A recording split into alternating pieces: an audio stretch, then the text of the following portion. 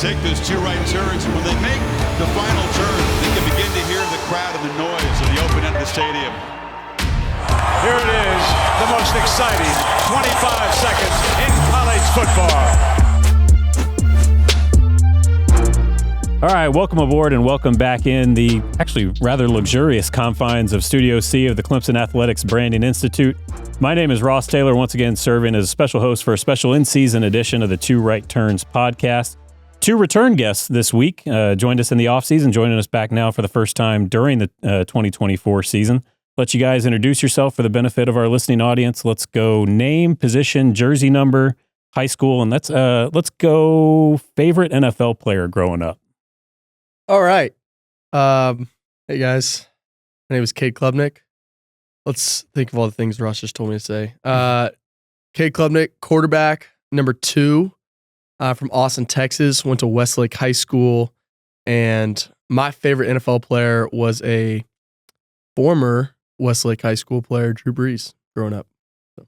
My name is Phil Mafah, jersey number 7, a running back from Grayson, Georgia. Went to Grayson High School, and I would say my favorite player growing up had to be Michael Vick. Is that part of the 7, or did that just work out? It just worked out, just him being, the quarterback in Atlanta, just looked up to him. Fair enough. All right, yeah, that's a good list right there. So already through 5 games, it's pretty much almost time for a midseason check-in, which is crazy to think about it. Like it feels like we just got rolling. But as coach likes to break the season into quarters, right? We're about to finish quarter number 2 with the 6th game of the year. Really, 2 complementary pieces have really come out early in this season, and that's getting off to hot starts, and that's the efficiency and taking care of the football and turnovers and takeaways and giveaways, right? So Clemson has outscored opponents 90-0 in the first quarter of games this year. Obviously, the offense having a lot to do with that, with the 90, but also the defense on its end with that goose egg, +7 in the turnover margin. So, coach always talks about the triple braided cord of offense, defense, and special teams and playing complementary football. What have you seen from the entire team, not just the offense, that has led this team to play such complementary football, in particular over the last 4 games? Go ahead, Phil.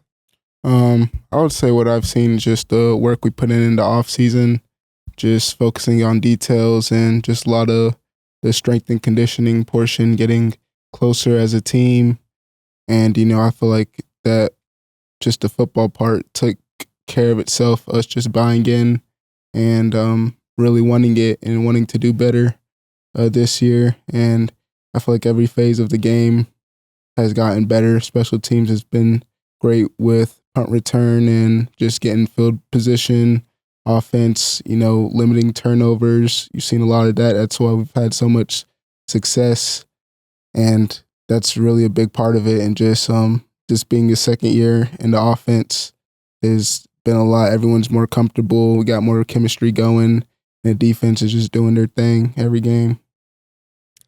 Yeah, I think first of all, whenever you have a team that's kind of walked through the fire together, obviously we came out the other side, but we've still got the scars on us, and we get to look at those every single day, and we get to look at them together. And I think that more than anything, we've been through the hard times together, and that success that we've had in the last couple games, that's just a result of the work that we've truly put in every single day this offseason, and just the grittiness and the resilience and the persistence that we've had to finish our games and to start fast.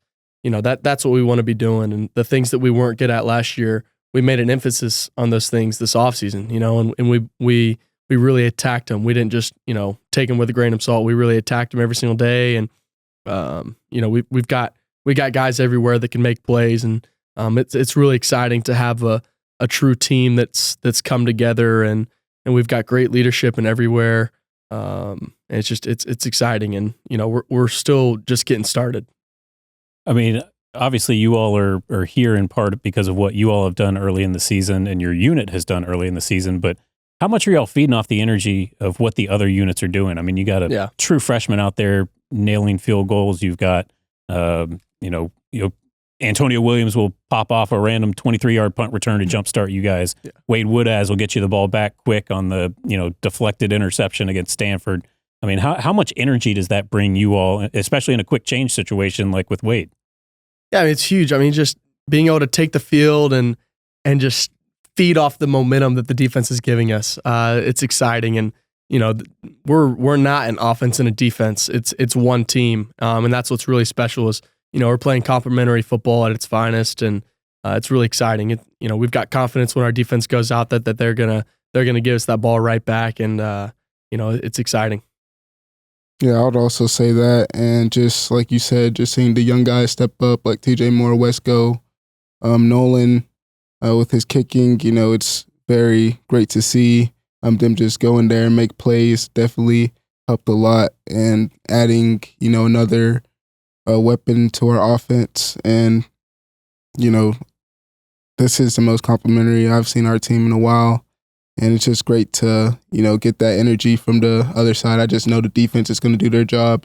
And then it's just our job as offense to, get the thing going, get the ship steering. And, we take pride in that. So not surprisingly, with the starting running back here, we're going to talk about the running game, but I'm not going to start where you think. Over the offseason, Coach Sweeney said the next evolution in Cade's game was using his legs more as a weapon. And last year, 182 rushing yards the entire season in 2023, 185 rushing yards in the last 4 games. What has kind of made the difference for you and your effectiveness as a runner this year? Oh, there's a lot of things. I think just seeing the game clear, when they're dropping 8 and they're dropping everybody out there and covering our guys, and just being able to feel the pocket and see a crease and take it. Shout out to our strength staff. Ben Batson has done an incredible job of just working on, me and getting me bigger, faster, stronger. I feel like, I'm a lot stronger and I'm a lot faster than I was at this time last year, and just able to break tackles and get faster. But, our coaches have done a great job preparing me, and I think just another year in this offense is I'm able to, see stuff and just see it clearly and get through my reads faster and when I need to. And sometimes it's not there. Sometimes the defense does a good job and has a good play call against our play. And I think that's what's really lethal is whenever we got a guy like 7 and 26 back there to hand it off to. It's tough to be able to play both. When we've also got Antonio and Bryant and TJ and Adam and Jake and Troy and Tyler and all those guys that can make big plays downfield. It's exciting. I'm going to have Joe Robbins hit the footage here. I mean, Phil, as you look at this and look at some of Cade's rushes from early in this season, I mean, what have you seen from him, his vision as a runner, the way he's finishing runs? What sticks out to you about what Cade's doing in the running game? It's crazy because I was actually just thinking about this on my own the other day. Cade's done a tremendous job just using his legs and, knowing what he wants to do with the ball in terms of, getting to his reads faster. But, I've seen him put in the work every single day from last year. And, I can't say that I'm surprised because, he works hard, and I know hard work always pays off. And I'm just seeing the fruit of his labor, and it's just great to see. So I'm curious your thoughts. This is going to be a very nerdy question from your PR guy who's responsible for overseeing the stat crew. The NCAA, whenever there is a sack, will charge the sack yardage against your rushing in particular. They'll call it a rushing attempt and you'll lose yardage. In the NFL, it would go against net passing yardage against the team. Do we like that sacks are counted as rushing yards, or do you believe they should change it to be passing yards? I don't know. I think that they should maybe be passing yards, just because if it's truly like a real like sack and I'm in my progression of, it doesn't happen too often with our offensive line, thankfully. They've been killing it this year. But I think if you're truly a passer and you're not running the football, that should totally be passing yards because you're not attempting to really run it. But if it's a QB draw or something like that, I think then it could be a rushing. But, maybe just ask me after the game, hey, were you trying to throw it or rush it right here? I think that'd be good. And then I'll be able to tell them and they can add it to whatever they want. But, I didn't know that about the NFL. I didn't know it was on their passing.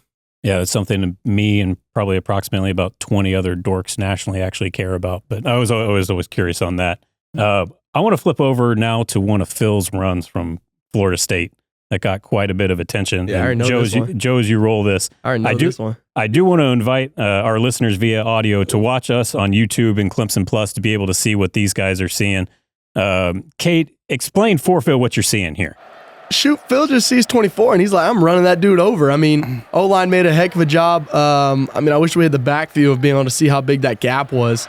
But, hey, if I'm a safety and I'm seeing 7 come at me, I'm not sure I'm wanting to make that tackle because that's a tough tackle to make. And, I mean, he's taking 3 guys with him there at the end, and sheesh. Boom. Oh, my gosh. And the stiff arm at the end. That's Phil Mafah. That's Phil Mafah at its finest. And look at all these dudes. They got 4 dudes trying to tackle him. I don't know if he just gets right back up and does it again. I don't know if y'all saw this live. Did you see the mouthpiece come out and just laying on the field after the play? No, I didn't know that live. Yeah, That's so crazy. they highlighted it on TV shortly after that play. The mouthpiece literally just lying on the field. In one of the shots, you can see it popping out of his mouth. But Phil, for everybody that knows you, everybody in this building, everybody that plays with you, it's almost hard for us to reconcile because you're like the sweetest, most mild-mannered human being on the planet. And then you get on the field and you're just like snatching souls. Like, what is it about you that just helps you flip the switch and go from being who you are off the field to the type of physicality and aggression you play with between the lines? I'll just say my competitive nature, just playing this game for so long and, the emotion it takes, the amount of work you put into it, it's just, I just find it fun and just wanted to win for my team. I just love the game and what it takes. And whenever I get the opportunity to perform, I want to do my best, especially for my team. There's a long-standing joke in the advertising world about 4 out of 5 dentists agree. Well, I think 4 out of 5 dentists agree that may not be best to be the safety trying to meet Phil Mafah in the hole, and I think the mouthpiece shot might prove that. As we go to another big run by Phil, and Cade, you mentioned you wanted to see the rear view. One of the things, you can see it on the bottom right as we start to roll the footage here, the TV broadcast pointed out the hole that you had on this 59-yarder in the fourth quarter. I mean, this is for both of you. What goes into the success of this play? Was it, what about the play call was beneficial? Was this the offensive line? I mean, what all goes into having a play with this type of success? Phil, I'll let you start this. I'll say the O-line starts it first and foremost. Just a great play call in general. You see the safeties are just came down. They didn't fill the gap. And, there was no one there protecting the middle of the field. Perfect split. And that's just the key with our split zone, trying to get confusion in the defense. And it just worked perfectly there. It's a perfect draw up right there. Yeah, I mean, Coach Raleigh always likes to say, cutting a defense in half. I mean, that's the definition of cutting the defense in half. I mean, there's literally a 4-yard gap in the middle of the field that Phil just gets to run through. And as a runner, you see something like that and you're like, yeah, I mean, is this too good to be true? Because you're always, feeling like somebody's about to hit you or something in the hole, and then you just break through. And Phil just hits it and takes off and uses his speed. But, it's plays like that where you immediately run to those 5 guys up front because, coaches can call it, and they, Coach Riley made a perfect call. But Coach Luke, he prepares them so much. I mean, Florida State was a great team with the twists and all the stuff that they do up front, and they got a great D-line. And they got good backers. And at the end of the day, our 5 guys just won it more than they did on that one. And just, props to those guys up front. They work their butt off every single day and to make plays like these happen, Well, and I love that telestrator shot from TV that shows the lane. Nice thing is the umpire's not eligible to make a tackle there, but, Clemson Athletics friends at Hyundai and Nissan could have driven a Sonata or, a Sentra through that hole, it seemed like, which is a tremendous job, both on the play call, the offensive line, everything you all mentioned. That run happened just, behind the scenes on kind of what my day looks like. That's around the time that I start moving down from the press box and coming back in to handle all my stuff post-game. And so just randomly we hear this noise, and Jeff Callen, my counterpart who oversees all communications for Clemson Athletics, goes, "Oh, that's a good noise." you the difference, stadium noise, and then just kind of the collective gasp, and then you hear the whistle, and then you hear Phil Mafah's name over the loudspeaker, and we find out what happened. But I want to move on to it. We're going to show a couple pictures and want to get your feedback on them.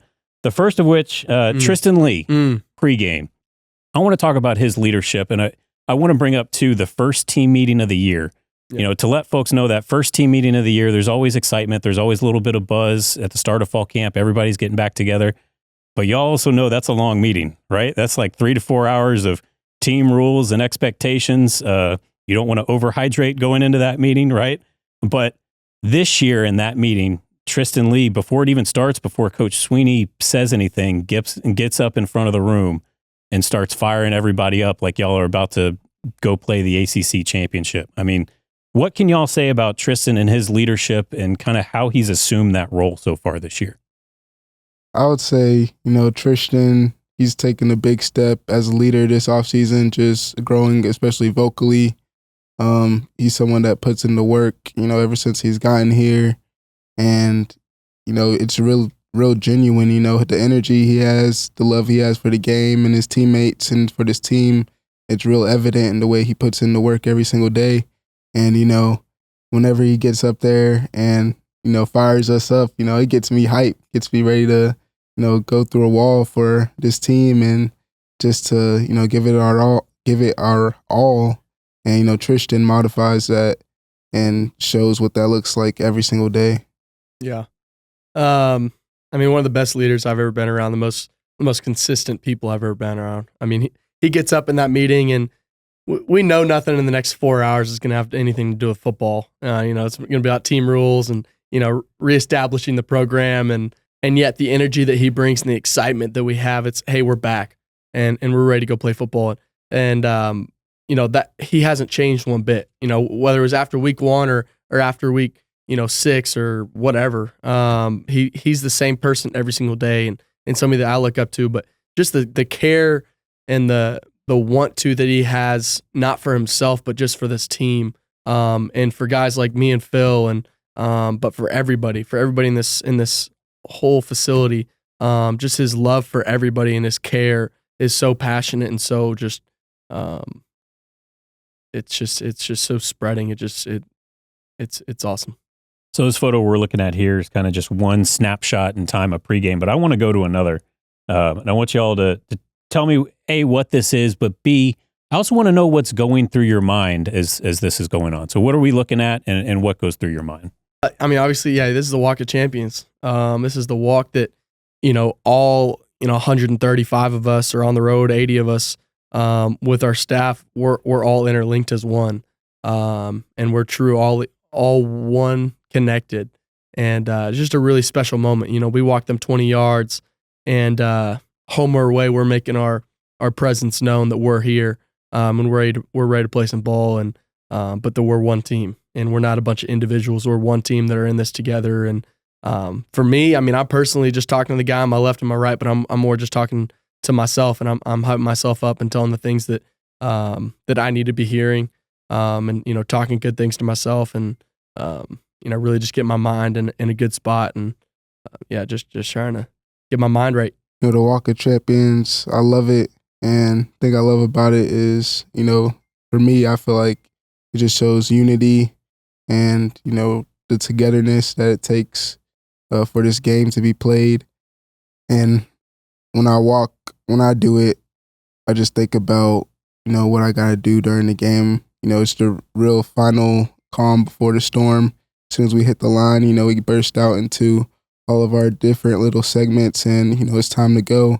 So it's that just really getting your mind together and, locking in before it's really time to go. I mentioned at the start just how quickly seasons seem to fly by. The fact that after this game, the regular season is halfway over, but Coach Sweeney always talks about having joy in the journey, right? Well, what do you all do to make sure that you're slowing things down and enjoying the process and having that joy?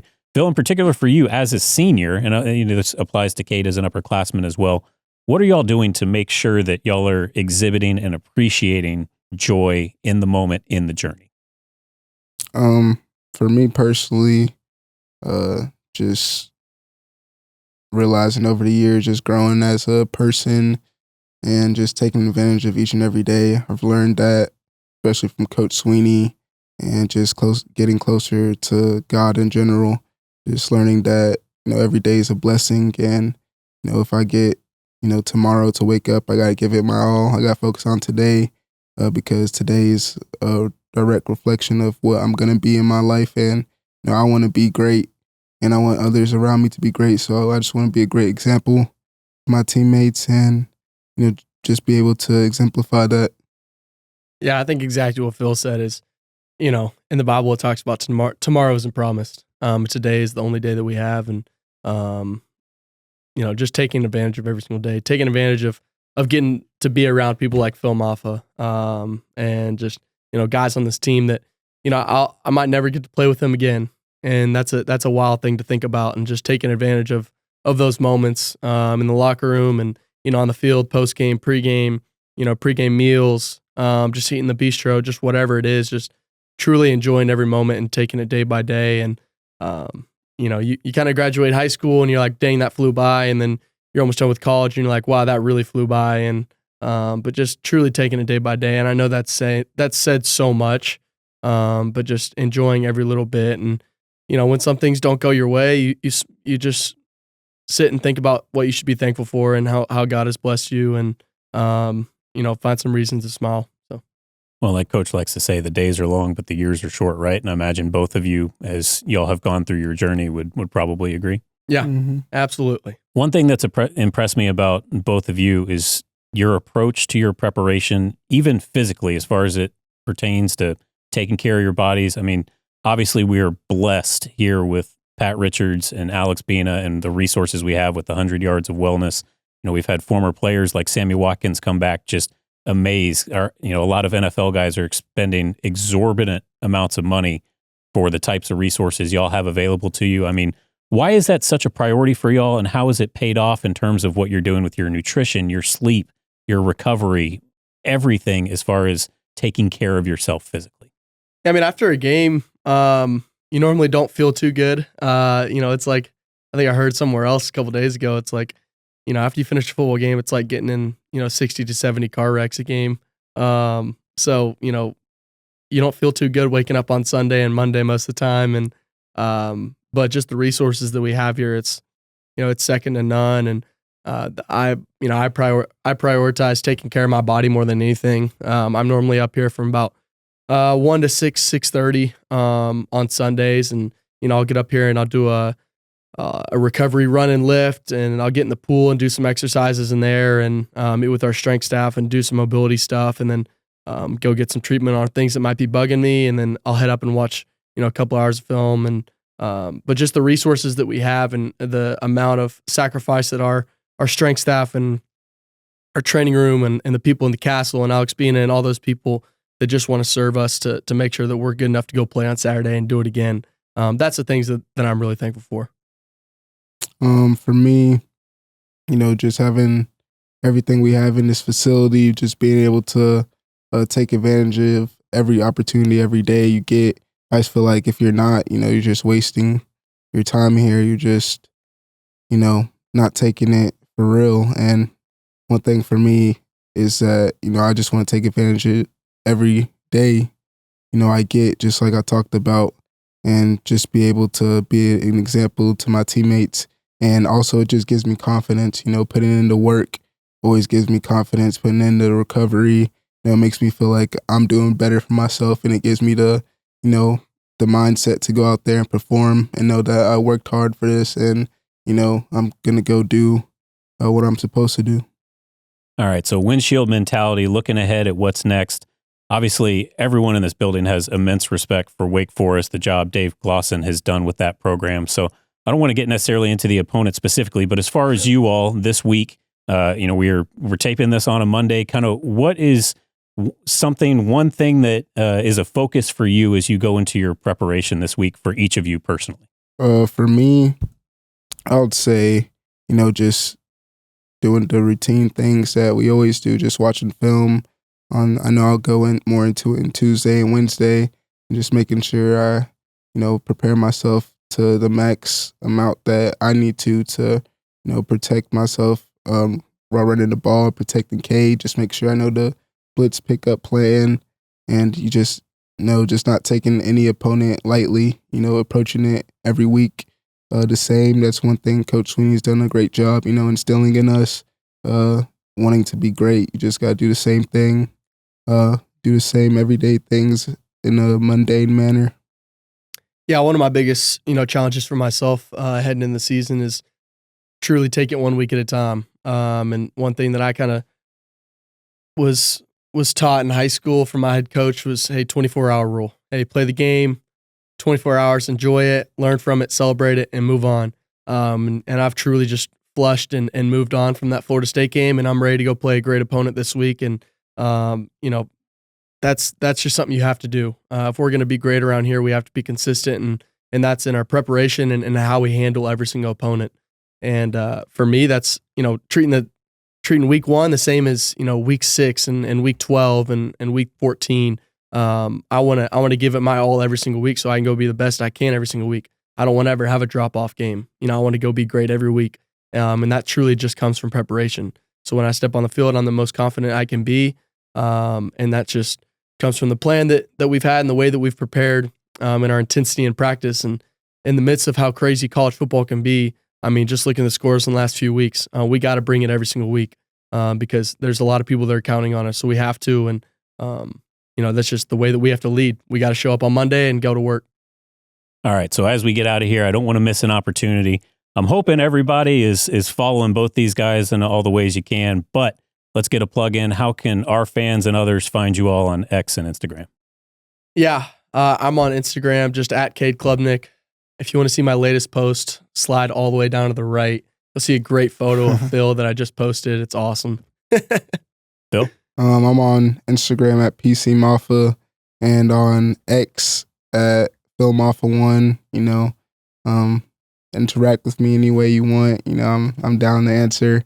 Thank y'all fans for just supporting us through the thick and thin. Yeah. All right. For Cade Klubnik and Phil Mafah, I'm Ross Taylor, your host for this special in-season edition of the Two Right Turns podcast. Make sure to like and subscribe. Hop in the comments. Let us know who you want to hear from next. We'll see you on the next edition of Two Right Turns.